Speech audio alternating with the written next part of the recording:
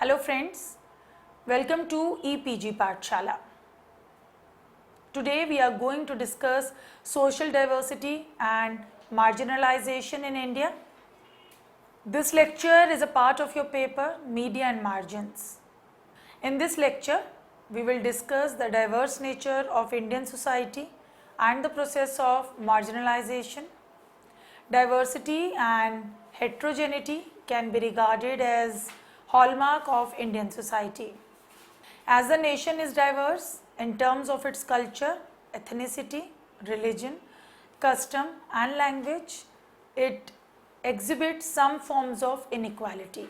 Inequality is very much related to marginalization and one reinforces another. As there is inequality among various social groups, the degree of marginalization also varies across groups. We will try to focus on the degree of marginality across various groups and its impact on them. Diversity is a cultural context, which means collective difference that marks the one group from another. It is opposite of uniformity. Most of the societies are actually a mixture of different social groups distinguished by elements like customs, ethnicity, religion, language, etc., which may be produced by several factors like immigration, invasion and religious split. Here we can cite the example of UK, where diverse population was produced by immigration after Second World War. It is imperative to mention that diversity is often associated with inequality, conflict and discrimination. Different social groups will develop beliefs about each other that avoid social contact. Discrimination may become prominent in jobs, education and housing. In addition to that, communal violence may become common product of deprivation. Societies which are overburdened with such discrimination try to create suitable policies to deal with those existing problems. For example, in India, we have many policies which are known as affirmative action or protective discriminative policy to deal with such inequalities. In India, under this policy, the government has made three important arrangements for scheduled caste and scheduled tribes. These are accordingly reservation of seats for SC and ST in the state legislature, reservation for jobs and services, government and semi-government, and thirdly reservation of seats in educational institutions. The motive behind such policy is to help in their social and educational advancement. India is the 7th largest and second most populous country in the world. It contains a major portion of world population inhabiting in different geographic, economic, social and cultural circumstances. It has cultural heritage handed over by immigrants, Aryans and native Dravidian. People are from different racial background like Indo-Mongolian, Caucasian, Proto-Australoids, etc. The country has 29 states and 7 union territories where people of different religious and cultural background live together. India is a multilingual country and language constitutes one major base of diversity where 1652 languages are spoken as mother tongue. The Indian Constitution itself recognizes 18 major languages. India is also diverse in terms of religion where Hindu, Muslim, Sikhs, Jain, Buddhist, Zoroastrian, etc. live together. So the land is heterogeneous in terms of culture, religion, language and geographical terrain. Because of this geographical terrain, some are the center at suitable climatic conditions and some are living in periphery and struggling adverse climatic conditions and various other obstacles. Their access to different services is not trouble-free. It is therefore apparent that corresponding to its heterogeneity, the degree of achievement of various groups in their socio-economic aspect of life is different. Some of them are privileged and some are deprived or marginalized. Here, the question automatically arises when they are marginalized, and what are the reasons behind this process of marginalization. In recent time, the phenomenon of marginalization is of great concern. In many societies, the people from lower strata, example Dalits and tribal communities in India, are pushed to the margins of society as a result of different historical and development factors. Here it is significant to discuss briefly about marginalization and its various types. It is the product of many interrelated factors. In common parlance, the term marginalization generally refers to the exclusion of some people by the overt actions or tendencies of societies. According to Avdesh Singh, marginalization is the temporary state of having been put aside, of living in relative isolation at the edge of the system, social, economic, cultural, political, in mind, where one excludes certain domain or phenomenon from one's thinking because they do not correspond to the mainstream philosophy. We can also mention that the term marginalization refers to individual or groups who live at the margin of society. Their situations may be historical or cultural, as they hang between social classes or cultural groups without being fully integrated to it. The major causes of marginalization can be divided into three broad categories, that is economic, social and cultural exclusion. Marginalization is one important subject of study under social anthropology, in which ethnic groups and their social situations are studied. It may have various forms like class, caste, gender and community who are subjected to economic and social hardships. These groups may still be marginalized at various levels in a country like India, which has witnessed tremendous socio-political changes in both pre-independence and post-independence period.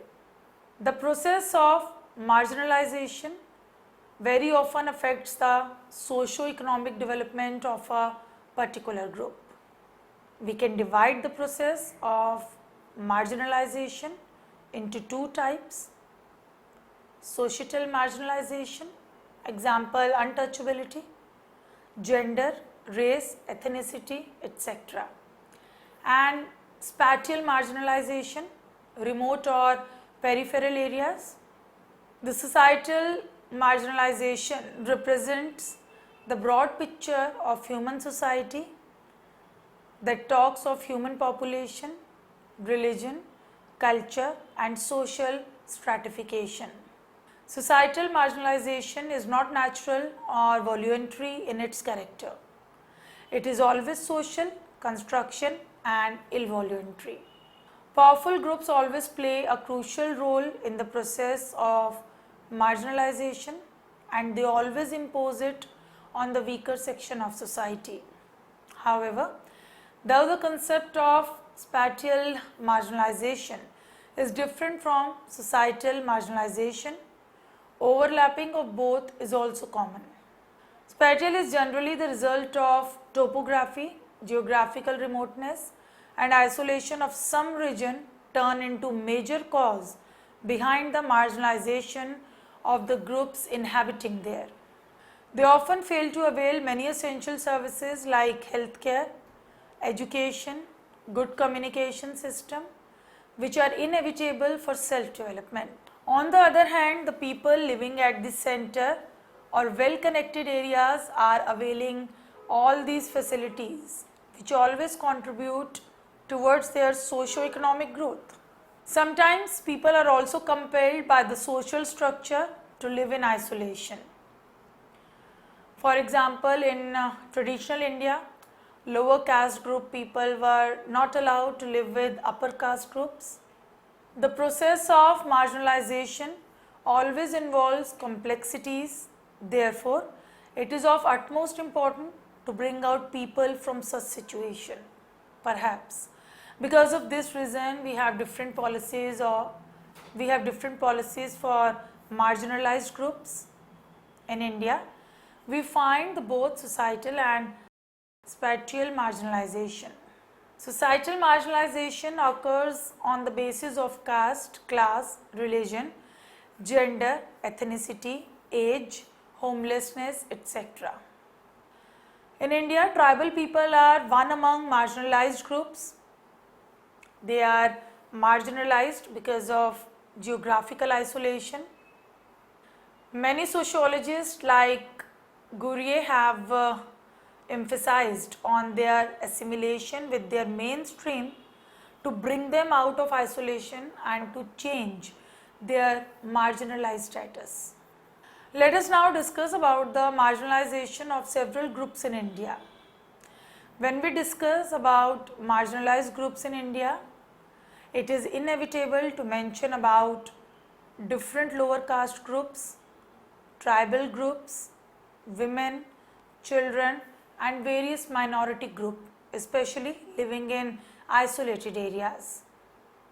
In most of the cases, we observe that some groups are under multi-layered marginalization. For example, both women and lower caste are marginalized group. Therefore, the women who belong to lower caste group are under multi-layered marginalized condition. We have already mentioned that in India, we have both societal and spatial marginalization. Let us begin with spatial marginalization. Marginalization of scheduled tribes. When we talk about spatial marginalization, it is inevitable to discuss about the tribal people of India. The scheduled tribes of India have inhabited in the frontier areas or at the peripheral areas. As a result, they remained isolated from the mainstream since ancient times. Communication system to their location is not convenient.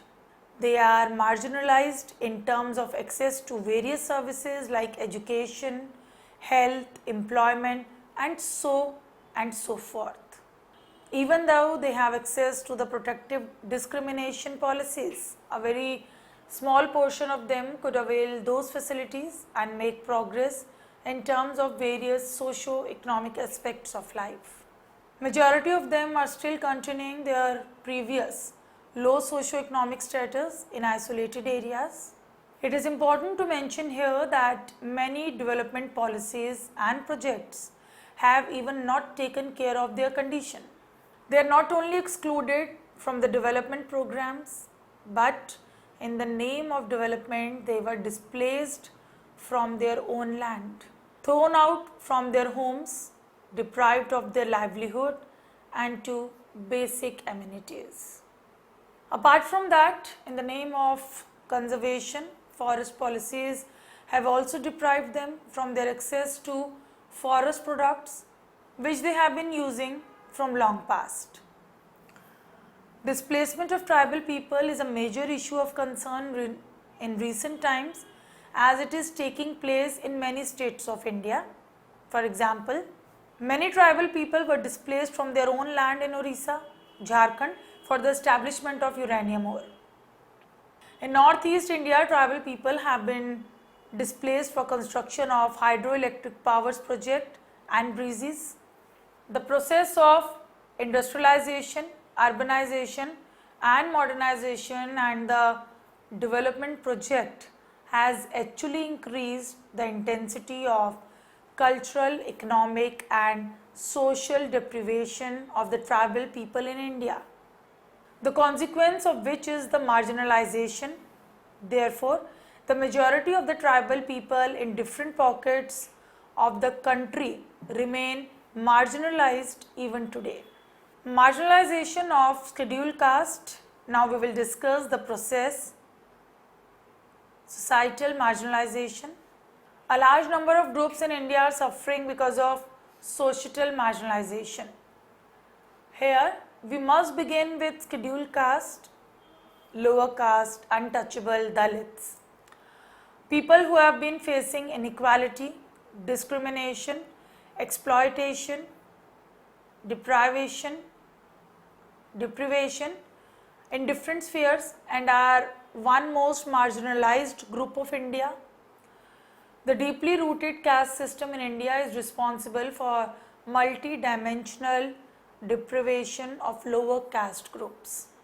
In Indian society, inequality was embodied in caste system.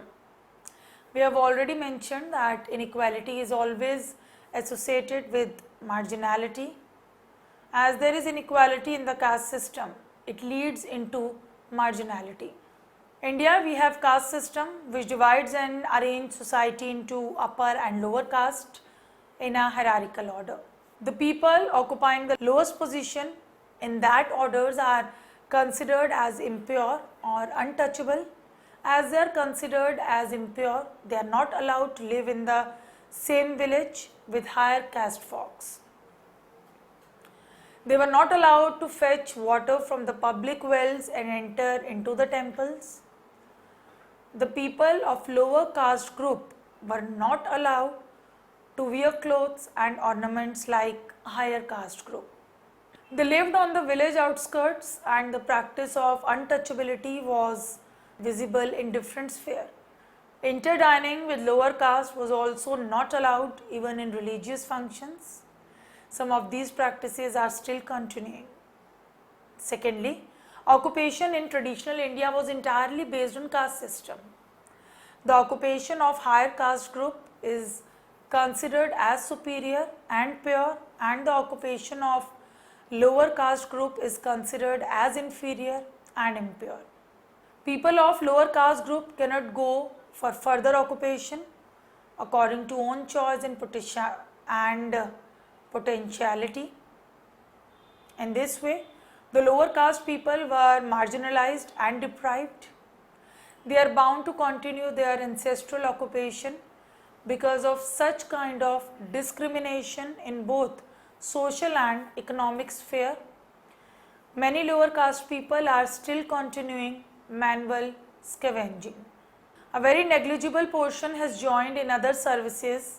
In recent times, due to the contracting out system, all traditional jobs such as sweeping, washing in the hospitals, railways, banks, etc.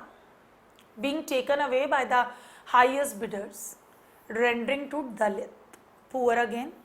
The NSSO data on economic status of 2004-2005 shows that 79% of the workforce got engaged in unorganized and informal sector, in which 88% Dalit and Adivasis. They remained poor in both villages and urban centers, without employment opportunity and social security measures. The lower caste group have been facing serious discrimination in the implementation of government aided schemes. Here we can cite one example from South India. Dalits inhabiting in the coastal region were deprived from the relief provision which were provided after tsunami. This was only because of their caste background. There is always an nexus between caste, occupation and backwardness, for which lower caste groups are overburdened with poverty, illiteracy and low health status. If we look into their Human Development Index and other economic indicator, they lag behind the other dominant and upper caste groups. The process of marginalization is very deep among the lower caste group. Marginalization of women folk.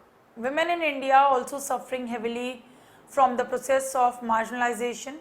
They are facing various types of discrimination and exploitation in social, economic and political sphere. Let us begin with the economic sphere. Most of the time, women basically from lower class groups who are working as manual labor fail to get equal wage as men despite of the implementation of equal remuneration at 1976. They don't have equal access to property and many other avenues of life. It is well known to us that most of the women are carrying out their household chore like cooking, washing, caring of elders and children, etc. But they are neither paid nor acknowledged for such type of work. They are being exploited both in working place and home, even in social sphere. They need to struggle with discrimination and exploitation. Women, irrespective of their class, caste and age, struggle with cases of sexual harassment. They are not allowed to enter into many religious institutions. They are not allowed to take active part in the decision making process.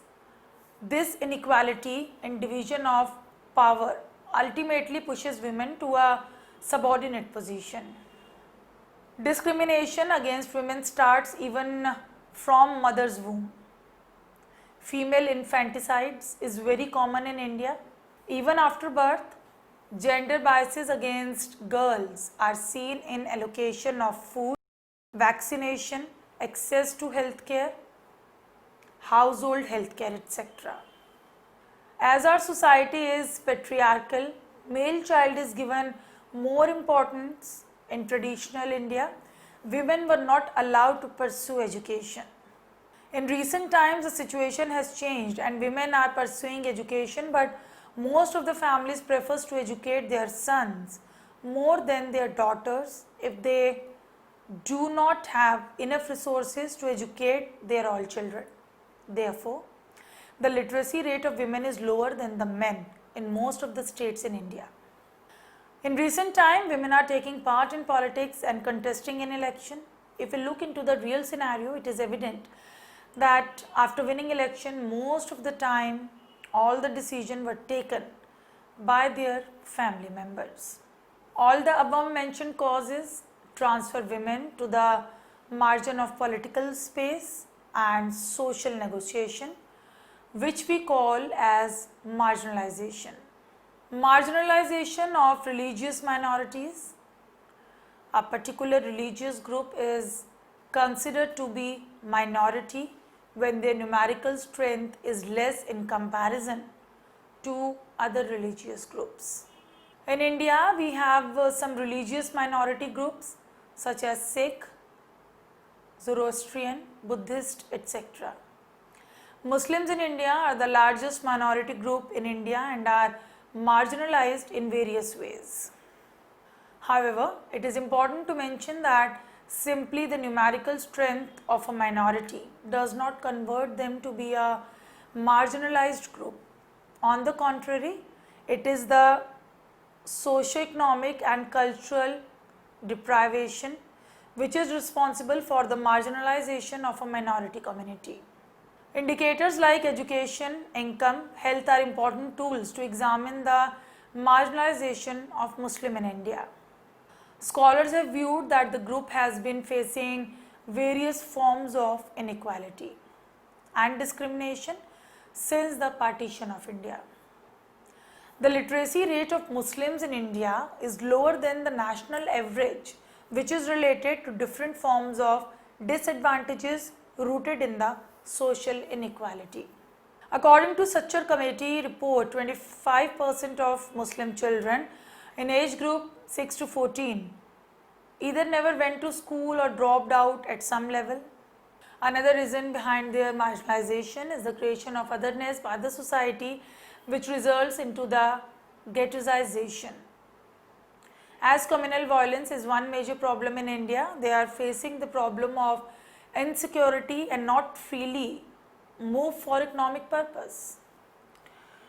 All the above mentioned elements are responsible for their marginalization.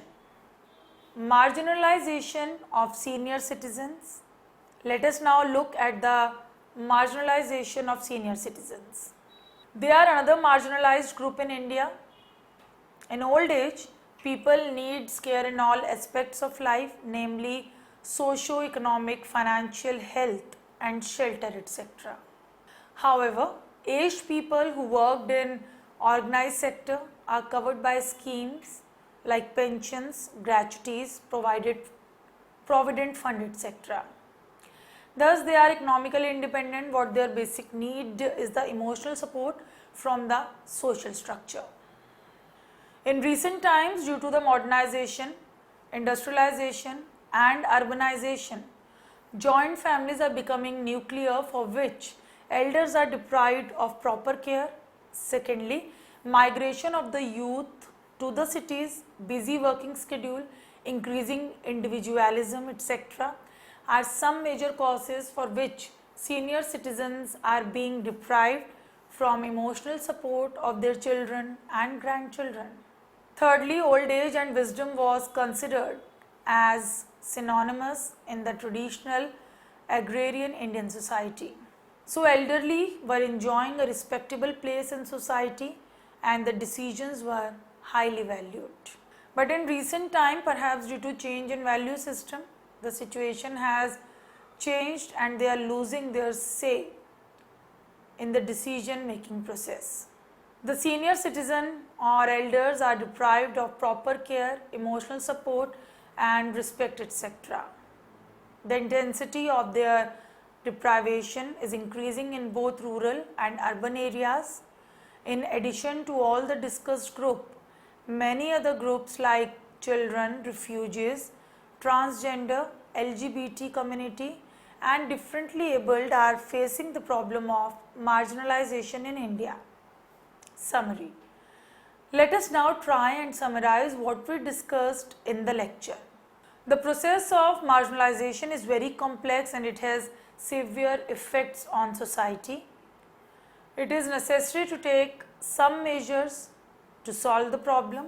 Though we have protective discrimination policies in India, it has not covered the all marginalized groups. Deprivation, discrimination and displacement are still prevalent in India, which very often results in multi-layered marginalization of many groups. Development of a nation is not possible by exclusion of some groups. Thus, proper policy formulation is the need of the time. As the degree of marginalization is different across groups and causes are also different, homogeneous policy may not work in a diverse country like India. Do attempt the question in the self-evaluate quadrant. For further reading suggestions, please refer to the third quadrant. Thank you.